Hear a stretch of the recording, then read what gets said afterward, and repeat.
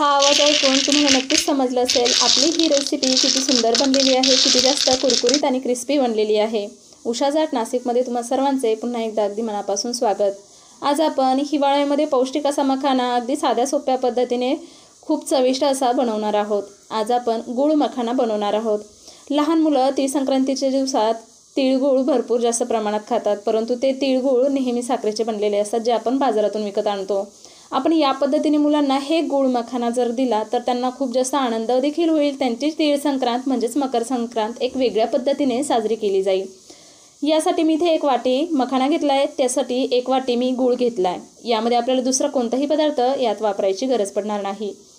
आपण सुरुवातीला हे मखाने जे आहे ते अगदी गॅसच्या मंद आचेवर छान कसे खरपूस भाजून घेणार आहोत। हे कढईमध्ये भाजत असताना आपल्याला लक्षात घ्यायचं आहे की मखाना खालून करपणार नाही किंवा जळणार नाही। अगदी 1-1.5-2 मिनिटांमध्ये आपले हे मखाने अगदी सुरुवातीला सादळलेले असतात, परंतु हलकेसे गरम केले की छान कुरकुरीत होतात। आपला हा मखानाचा म्हणजेच हा गुळ मखाना हा आपण कितीही दिवस बरणीत जर हवाबंद बरणीत जर भरून ठेवला तर अगदी तो जसा आणि तसाच राहतो, अगदी तो सादळत नाही, खूप जास्त चविष्ट लागतो। लहान मुलं, म्हातारी माणसं, अगदी आपण स्वतःसाठी देखील टाइमपास म्हणून रिकाम्या वेळेत नक्की खाऊ शकतो। याने कसलाही खोकला होणार नाही, मुलांना आवडलंही जाणार। पौष्टिक घटक खूप जास्त मखाण्यामध्ये पाहायला मिळतात। जेवण पचन होण्यासाठी गुळाची महत्त्वाची गरज आपल्या शरीरामध्ये पूर्ण होते। तसेच मखाना भरपूर असा फायबर, तसेच प्रोटीन्स, त्यानंतर आपल्या हाडांच्या, आपल्या स्नायूंसाठी खूप जास्त उपयोगी आहे। आपण मस्त तुम्ही बघू शकता सुरुवातीला सादळलेले मखाने मस्त मंद आचेवर छान खरपूस असे भाजून घेतलेले आहेत। भाजून घेतल्यानंतर तुम्ही बघू शकता असा भुगा त्याचा असे क्रिस्पी ते बनले जातात, असं त्याचा भुगा होतो। आता आपण हे मखाने एका डिशमध्ये काढून घेऊया। या पद्धतीने हा गुळ मखाना तुम्ही बनवून घ्या, तुम्हाला फार जास्त हा आवडेल। अगदी तुम्ही तीळ संक्रांतीला याच पद्धतीने हे वाटू देखील शकतात। मखाने बाजूला काढून घेतलेत। पुन्हा त्याच कढईमध्ये मी चमचाभर आपण इथे साजूक तूप घातलेलं आहे, तुम्ही अगदी तेल घातलं तरीही चालेल। मी इथे चमचाभरच आपल्याला साजूक तुपाची गरज आहे, कारण आपण आता गुळाला आपल्याला विरघळून घ्यायचं आहे, त्यामुळे आपण इथे चमचाभर साजूक तूप घालतोय, जेणेकरून आपला हा पदार्थ म्हणजेच ही रेसिपी आपली भरपूर दिवस टिकणार आहे। आपण यामध्ये पाण्याचा वापर करणार नाही। आता आपण घेतलेला गूळ या तुपामध्ये घालून घेऊया। गॅस मंद आचेवरच आपल्याला ठेवायचा आहे। आता आपल्याला या गुळाचा पाक अजिबात करायचा नाही, फक्त आपल्याला इथे गूळ विरघळून घ्यायचा आहे। किसलेला गूळ मी इथे तुम्ही गूळ किसून घेतला तरीही चालेल। मी इथे चिक्कीचा मिळणारा जो गूळ असतो, जो प्युअर असतो, तोच मी इथे वापरलेला आहे। तो जास्त ठिसूर असतो, पटकन असं किसला जातो किंवा चमच्याने किंवा उलथणीने मस्त त्याचा काप देखील बनले जातात। अगदी 1-2 मिनिटात कढई गरम असल्यामुळे तुम्ही बघू शकता मस्त गूळ विरघळलेला आहे। आता याच ठिकाणी गूळ विरघळला की आपल्याला गॅस बंद करून घ्यायचा आहे। लक्षात ठेवा, आपल्याला इथे गुळाचा पाक अजिबात करायचा नाही। गॅस आपल्याला गूळ विरघळला की बंद करून घ्यायचा आहे। आपला गूळ विरघळून झालेला आहे। इथे आपल्याला अगदी पाव चमचा सोडा घ्यायचा आहे। आपण जो खाण्याचा सोडा आहे तो आपल्याला इथे पाव चमचा, अगदी 2 बोटांच्या चिमटी जितका बसेल तितका आपल्याला या विरघळलेल्या गुळात टाकून घ्यायचा आहे। याने काय होतं, गुळाचं जे विरघळलेलं जे मिश्रण आहे ते मस्त फुलतं। आपण यामध्ये भरपूर मखाने टाकून घेऊ शकतो, जेणेकरून सगळ्या मखान्यांना हा गूळ छान मस्त लागला जाणार आहे, एक सारखा रंग दिसला जाणार आहे। म्हणून आपण यामध्ये बेकिंग सोडा वापरलेला आहेच, म्हणजेच खाण्याचा सोडा। लक्षात ठेवा, मी इथे गूळ विरघळल्यानंतर गॅस बंद केलेला आहे। बेकिंग सोडा मिक्स झाला की त्यामध्ये आपण परतवलेले भाजलेले जे मखाने आहेत ते टाकून घेऊया। हे मिश्रण आपल्याला लगेच मिक्स करून घ्यायचं आहे।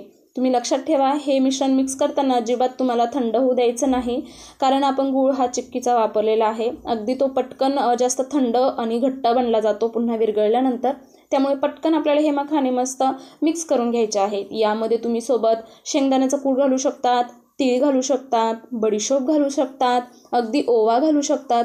जितके जास्त पौष्टिक तुम्हाला हा पदार्थ बनवता येईल तितका तुम्ही तो छान वेगवेगळे पदार्थ घालून बनवू शकतात। मी इथे फक्त मखाण्याचा वापर केलेला आहे।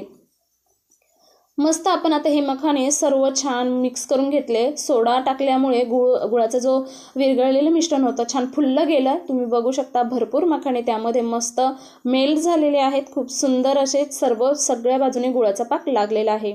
मी इथे पोळपाट घेतलाय, पोळपाटाला थोडंसं मी इथे साजूक तूप लावून घेतलंय। आता आपण हे मखाण्यांचं मिश्रण त्या पोळपाटावर काढून घेऊया। मखाण्यांचं मिश्रण आपल्याला पोळपाटावर काढल्यानंतर सुमारे अर्धा मिनिट ते मिश्रण आपल्याला हात लावायचं नाही, कारण खूप जास्त गरम आहे हे मिश्रण. अजून अर्धा 1 मिनिटानंतर आपल्याला हे सर्व मखाने हाताने वेगवेगळे करून घ्यायचे आहेत. अर्धा मिनिटानंतर आपण बघणार आहोत की अगदी सहज मिश्रण आपलं कोमट असणार आहे आणि कोमट असतानाच आपल्याला हे मखाने सर्व मस्त हाताने वेगवेगळे करून घ्यायचे आहे. मी इथे प्लेट घेतली आहे, तुम्ही बघू शकता. अर्धा मिनिट झालेला आहे, मिश्रण कोमट आहे. एक एक मखाना या पद्धतीने हातावर गोल गोल फिरवून घ्यायचा आहे. मस्त अगदी बोरांसारखे ते दिसले जातात व खूप जास्त क्रिस्पी देखील राहतात. अगदी संपेपर्यंत हे मखाने क्रिस्पीच राहणार आहेत. लहान मुलं मकर संक्रांतीच्या दिवशी साखरेचे तिळगुळ वाटतात, परंतु ते दुसऱ्यांना देण्याऐवजी स्वतःच जास्त खातात. आपणही हे लहानपणी केलेलंच आहे. आणि नंतर खूप जास्त त्यानं साखरेचं जास्त प्रमाण शरीरात गेल्यामुळे खोकला देखील होतो. तर त्याऐवजी तुम्ही हे तिळगुळ म्हणून मुलांना उत्तम बेस्ट पर्याय म्हणून देऊ शकता. त्यांना एक वेगळा आनंद देखील मिळेल व खाल्ला तर खोकला देखील येणार नाही. अगदी तुम्ही याच पद्धतीने मिठाचे जे नमकवाले फुटाणे असतात तुम्ही तेही इथे गोड बनवू शकतात. अगदी याच पद्धतीने, फक्त त्यामध्ये बेकिंग सोडा आपल्याला घालायचा नाही. अगदी याच पद्धतीने तुम्ही गुळ शेंगदाणे देखील बनवू शकतात. आपल्याला त्यातही बेकिंग सोडा घालायचा नाही. आपल्याला बेकिंग सोडा फक्त मखाने, गोड मखाना किंवा गुळ मखाना करतानाच आपल्याला घालायचा आहे. तुम्ही बघू शकता एक सारखा रंग आपल्या मखानांना आलेला आहे. किती सुटसुटीत झालेले आहेत. हातावर हे गोल गोल फिरवत असतानाच आपले हे मखाने मस्त कोरडे देखील झालेले आहेत, सुकले देखील गेलेले आहेत. अगदी आता आपण हे मखाने लगेच खाऊ शकतो, महिनाभर टिकवून ठेवू शकतो हवाबंद बरणीमध्ये. तुम्ही बघू शकता किती जास्त क्रिस्पी अजून हे तसेच आहे. अगदी त्याचा पूर्ण भुगा देखील होतोय. याच पद्धतीने मी फुटाणे देखील बनवलेले आहे. ते फुटाणे देखील तुम्हाला पुढे व्हिडिओमध्ये दिसणार आहेत. किती सुंदर फुटाणे देखील याच पद्धतीने बनवून तेही खूप छान झाले. वरतून गुळाचं छान गोड असं चव लागते व मधून खूप जास्त क्रिस्पी व खूप जास्त फुटाणे खारे असतात, तर त्याची पण एक वेगळी चव लागते. आजचा हा व्हिडिओ नक्कीच तुमच्या उपयोगाचा असणार आहे. मी इथे फुटाण्यांचं प्रमाण तुम्ही बघू शकता. 1 वाटी फुटाणे, त्यासाठी मी इथे पाऊण वाटी गूळ घेतला आहे. फुटाण्यांसाठी पाऊण वाटी गूळ हा पुरेसा आहे. मखाण्यांना मात्र 1 वाटी मखाने असेल तर 1 वाटी तुम्ही गूळ घेऊ शकता. शेंगदाण्यांसाठी देखील पाऊण वाटीच गूळ तुम्हाला घ्यायचा आहे. तुम्ही बघू शकता याच पद्धतीने मी फुटाण्याची ही रेसिपी बनवलेली आहे.